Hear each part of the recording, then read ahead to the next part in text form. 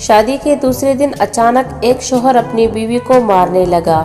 لوگوں نے پوچھا کیوں مار رہے ہو اس بیچاری کو؟ شوہر: یہ مجھے چائے میں تعویذ ملا کر پلاتی ہے، مجھے اپنے قابو میں اور میری ماں سے دور کرنا چاہتی ہے۔ بیوی غصے میں روتے ہوئے: وہ تعویذ نہیں بلکہ ٹی بیگ ہے۔ ایک سردار جہاز میں کسی اور کی سیٹ پر بیٹھ گیا۔ آدمی: سردار جی یہ میری سیٹ ہے۔ سردار: میں پہلے بیٹھا ہوں، نہیں اٹھوں گا۔ سب نے کوشش کر لی مگر وہ نہیں اٹھا۔ قریب بیٹھے ایک شخص نے سردار کے کان میں کچھ کہا اور وہ اٹھ کر اپنی سیٹ پر چلا گیا۔ ایئر ہوسٹ: آپ نے کیا کہا؟ آدمی: میں نے کہا یہ سیٹ دبئی جا رہی ہے، پنجاب، وہ دوسری والی سیٹ جا رہی ہے۔ ایک جگہ شادی ہو رہی تھی۔ گھر والوں نے دیگ کے پاس اپنے رشتہ دار کو بٹھا دیا تاکہ وہ مہمانوں کو حساب سے کھانا تقسیم کرے۔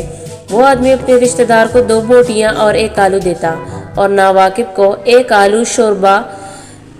شادی میں ایک اجنبی کھانا لینے گیا، اس کی پلیٹ میں آلو اور شوربہ ڈال دیا۔